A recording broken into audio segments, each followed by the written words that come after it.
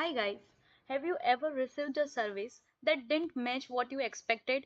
Maybe the ad promised something amazing, but the experience was totally different. That exactly where the gap models comes in. That is one of the most important concept in service marketing, and that explains that there is a often difference between customer expectations and actual service delivered. So here it is invented by Parshuraman, Zaitmal and Berry in 1985 that tells that the gap model is a tool that used in service marketing to find the difference between what customers expect and what they actually receive so that companies can improve their service quality. So here are some needs that where why gap model needed.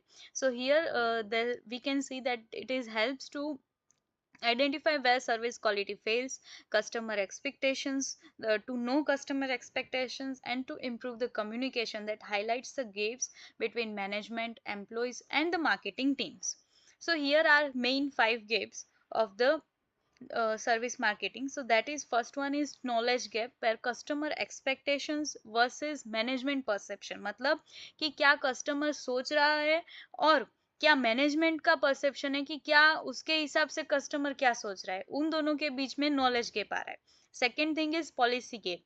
तो company जो है उसकी understanding customer की needs के वजह से है, needs के हिसाब से सॉरी, और उसने क्या पॉलिसीज क्रिएट करी है उस नीड्स को एड्रेस करने के लिए, वो चीज है. देन डिलीवरी गैप, कि भाई क्या मिसमैच है वो सर्विस पॉलिसी स्टैंडर्ड्स जो है उसके और एक्चुअल सर्विस डिलीवर्ड के बीच में. बरोबर है, मतलब कि पॉलिसी और delivery is somewhere somewhat it is similar. Then communication gap. The communication gap is all about that what is promised, what is communicated and versus what is delivered. मतलब advertisement में क्या दे रखा है और उन्होंने सही में क्या डिलीवर करा है. Likewise then customer satisfaction gap. तो वो क्या है कि कस्टमर ने रिजल्ट क्या मैनिफेस्ट करा है और क्या रिसीव करा है परफॉर्मेंस को, उसके बीच वाला गेप. तो moving forward, we can see that there are various causes for the various gaps as well as various remedies to cater these gaps. So first one, knowledge gap, in which causes are like lack of proper market research, poor or no customer feedback, and wrong assumptions about what customer wants to change their customer needs. Though conduct regular customer surveys and interviews, उसको आप remedy क्या रहती है, मतलब उसको सुधारने के लिए आप क्या कर सकते हैं कि भाई रेगुलर कस्टमर सर्वे, उनका इंटरव्यू है तो उसके हिसाब से आप अपने आप को इम्प्रूव कर सकते हैं, अपने आप को चेंज कर सकते हैं. Then moving toward the next gap, that is policy gap. तो उसमें क्या रहता है कि भाई पहले तो सर्विस को किस तरीके से डिजाइन कर रखा है, पुअर कर रखा है, प्रोसेस जो है वो थोड़ी सी अनक्लियर है, स्पेशली होटल्स में रहता है ऐसा कई बार. फिर उसके जो स्टैंडर्ड ऑपरेटिंग प्रोसीजर्स है तो वो सही नहीं है. तो उसको सही करने के लिए क्या करना पड़ता है कि भाई एक तो क्लियर सर्विस स्टैंडर्ड्स को सेट करना पड़ता है सही से, साथ में गोल्स जो अचीवेबल हो, साथ में मेजरेबल हो, उसको भी सही से सेट करना रहता है. और सर्विस ब्लूप्रिंट्स को यूज कर सकते हैं होटल्स में, या फिर कई ऐसी जगह पे है जहाँ पे जैसे ब्लूप्रिंट्स हम कहाँ कहाँ यूज कर सकते हैं. एक तो होटल्स में टेबल वाइज है, फिर ये हॉलीडेज वाले पैकेजेस में भी हम कर सकते हैं. Then next is delivery gap. तो डिलीवरी गैप में क्या है कि भाई एक तो ट्रेनिंग, एम्प्लॉय की ट्रेनिंग जो है वो सही से नहीं कर रखी है, कि उनको सही से नॉलेज नहीं दे रखा है कि वो कैसे कैटर करे कस्टमर की नीड्स को, कैसे उनको रिस्पॉन्स कर सकते हैं.